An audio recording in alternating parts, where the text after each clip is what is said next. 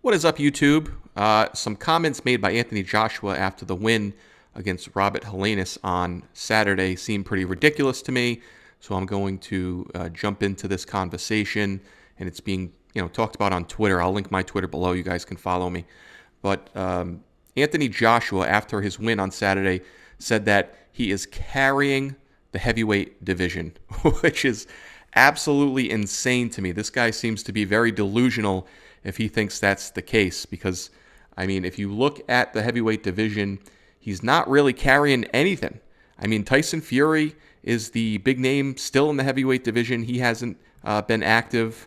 And the biggest fight in the heavyweight division right now that's on the schedule, that's officially on the schedule, is Tyson Fury versus Francis Ngannou, which is a ridiculous matchup. But that's the biggest fight on the schedule for the heavyweight division. I am a big fan of Big Baby Jared Anderson over at Top Rank. I think he is a tremendous fighter and potentially the future of the heavyweight division. He's just a beast. But Anthony Joshua, he looked terrible on Saturday. With the exception of that knockout, I didn't think he looked like he was all that great of a fighter. And Usyk just handled him and walked through him, and then Joshua embarrassed himself after that fight with his ridiculous comments and speech that he gave.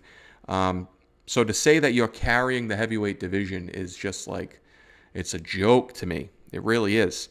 So much so that when you look at the comments from the Deontay Wilder camp, we had Malik King Scott go into detail about how they were praying for Anthony Joshua to knock out Robert Helenius, because it's the promotion that they need for a matchup with Deontay Wilder. So a matchup with Deontay Wilder would be a huge fight, but let's face it, Anthony Joshua has not looked all that great. Coming off the loss to Usyk, he didn't look great on Saturday. He was in desperate need of a knockout on Saturday, and thank God he got it, because that's what he needed, and that's what Deontay Wilder needed to really push this fight. I mean, I think it would have sold anyway, but looking at his past performances and the performance up until that knockout on Saturday, there was nothing special about him. So if we see a Wilder versus Joshua matchup, I think that I heavily lean towards Wilder. I think that the chin has not really been tested on Joshua. The gas tank is always a concern. There's just a lot of questions about Joshua, and none of them were really answered to me on Saturday night.